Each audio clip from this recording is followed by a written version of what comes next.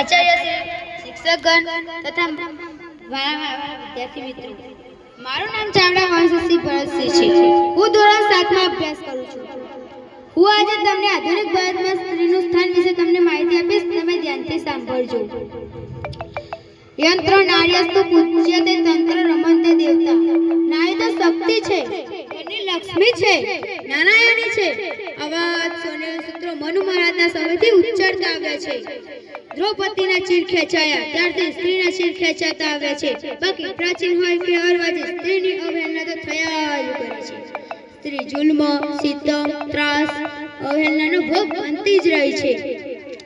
રામ રાજ્ય હતું તે એક ધોબીના સફર રામે ગર્ભવતી સીતાનો ત્યાગ કર્યો હતો. ધર્મદેવતા યુધિષ્ઠિરે એક જુગારિયાની જેમ પોતાની પત્નીને દાવમાં લગાવી હતી. જામદગ્ગે પોતાના જ પુત્રને માતાનો વધ કરવાની આજ્ઞા આપી હતી. આ છે ભારતીય સંસ્કૃતિની ટોચે પહોંચેલા સમયની વાત. ભારતની સંસ્કૃતિ અત્યાર પછી ઘણા ઉતાર ચઢાવ જોયા, પણ સ્ત્રીની સ્થિતિ તો બળતર જ બનતી રહી. મધ્યયુગમાં તો સ્ત્રી અંતિમ કક્ષાએ પહોંચી ગઈ હતી. દીકરીને દૂધ પીતી કરવાનો, પતિ પાછળ સતી થવાનો વગેરે અમાનુષી રિવાજો શરૂ થઈ ગયા.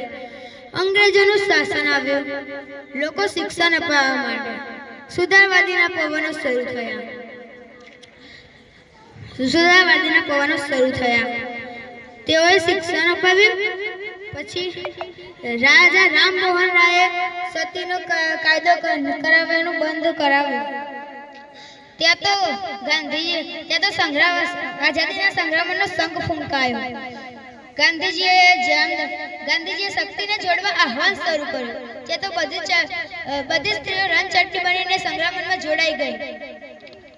ઘરના 4 ખૂણે બનીને રહેનારી સ્ત્રી જગદંબા બની લાઠીચાર્જ, કારાવાસ વગેરે અનેક સિતમો સહ્યા.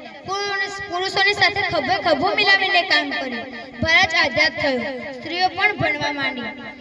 તેને વહીવટી, તબીબી, શિક્ષણ, પોલીસ, તેને કોઈ પણ ક્ષેત્ર બાકી ન રાખ્યું. સ્ત્રી તો ઇજનેર પણ બનવા માંડી અને પોલીસ ઇન્સ્પેક્ટર પણ બની ગઈ. હવે તો તેને બસ કે ટ્રેનમાં પણ પદારોહણ કરી નાખ્યું છે.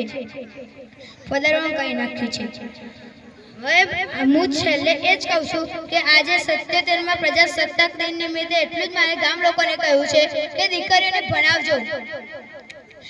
કેમ કે શિક્ષણમાં જ એટલી તાકાત છે કે બહેન કે દીકરીઓને અડગ બનાવી શકે છે. જય ભારત, જય હિન્દ.